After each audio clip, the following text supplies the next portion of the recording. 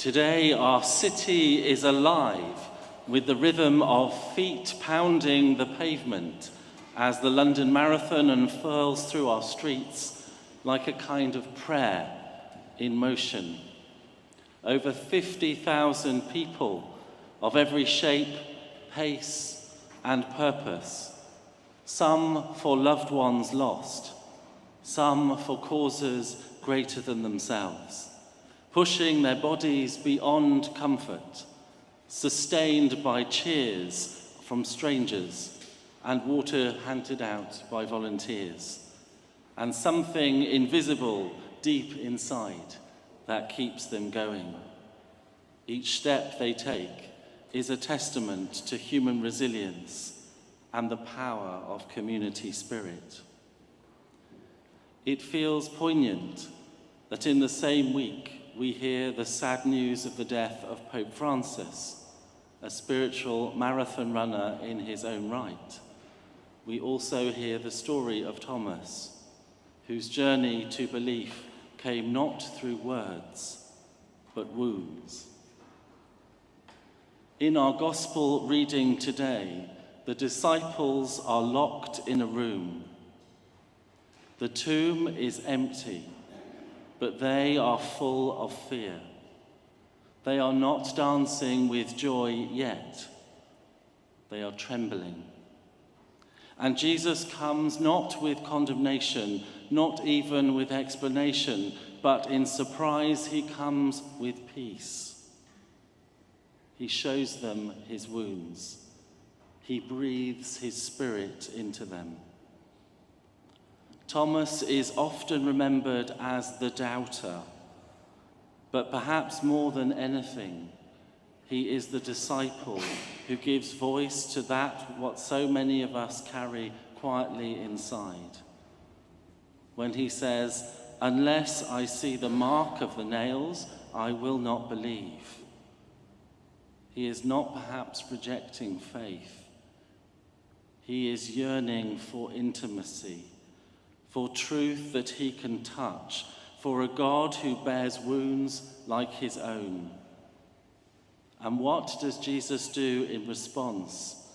He doesn't shame or scold Thomas. He opens his hands. The God of resurrection is not threatened by human questions. Instead, Christ meets us in the locked rooms of our fear, of our confusion, offering peace, not as a reward for certainty, but as a gift in the midst of our uncertainty. When Thomas finally touches Christ, he doesn't say, "Now I believe." He says, "My Lord and my God." His words are not theological. They are words of worship. His doubt didn't lead him away from God. It led him to the deepest confession of faith in all of the Gospels. Doubt is often mistaken for weakness, but in Thomas we see a deeper truth.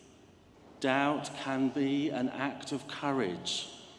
It is the refusal to settle for easy answers or borrowed faith.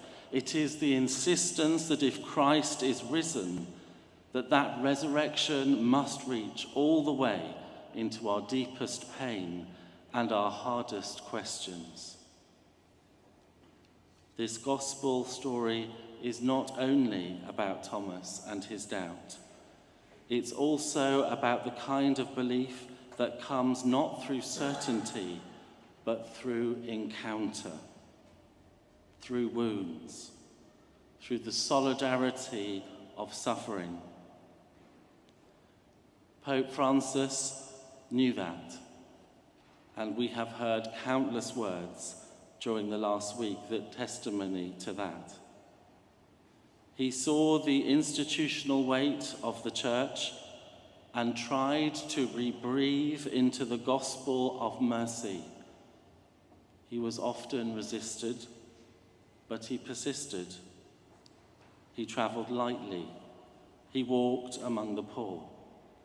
He warned the powerful, and he wept for the earth. And even in his final moments and months, he showed us how to grow older with grace and how to prepare to die with humility. Standing at the edge of resurrection, we are called to walk with that kind of courage. Not in the blazing glory of triumphant faith, but in the slow-burning, footsore solidarity of love. To be people who don't hoard belief, but who walk alongside others, even when we don't have all the answers. A people whose loving actions speak louder than their words. The early church, as we heard from Acts, held all things in common. They shared food, prayers, possessions, and hope. They were known for their radical generosity and hospitality, their inclusion of all, their relentless compassion for those on the margins of society. I wonder what it would take for the church to be known like that again. We are living in a world where loneliness is epidemic, where war grinds on, where politics flares and fractures. And yet, on this day of marathon running, of remembering the life of a pope, of worshipping a wounded and risen Christ, we are reminded that we are not alone, that even the long road is sacred, that faith is not about speed, but about endurance, a journey, and not simply a destination. Pope Francis once wrote, "Rivers do not drink their own water. Trees do not eat their own fruit. The sun does not shine on itself. Living for others is a rule of nature. We are all born to help each other." This is a beautiful reflection on the Christian vocation, and perhaps today it feels especially true. In this Eastertide, as we gather as the people of the resurrection to share bread and wine, can we recognize and hope for resurrection in our own lives, in the life of this community, and in the life of our broken church and world? What is it in us that is dead, into which we need God to breathe new life? In what ways are we hiding behind locked doors, confined in tombs that we have borrowed? What are the hopes and the dreams and longings that we have forgotten? What is it that we need God to breathe new life into? What do we need to leave behind as we move forwards?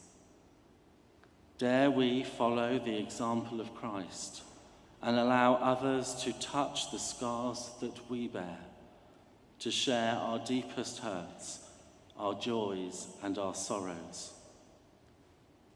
In our fear and our doubt, our anxieties and confusion, in our raging and anger, may the risen Christ come to us and say, "Peace be with you." May our hearts burn with love as we recognize the gift of the new life of each day and God's assured presence with us. May we recognize that we are fully known, fully forgiven, fully free, and fully loved by a love that is stronger than death. As we gather in this place, where bells and hymns ring above the bus engines and incense hangs with the traffic fumes.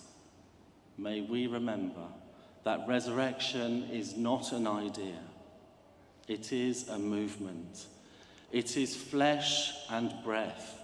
It is wounds and healing. And may we take one step today towards being a church that moves at the pace of grace, steady, scarred, but full of spirit, because Christ is risen, and so shall we be. Alleluia, Christ is risen. He is risen indeed. Alleluia. Amen.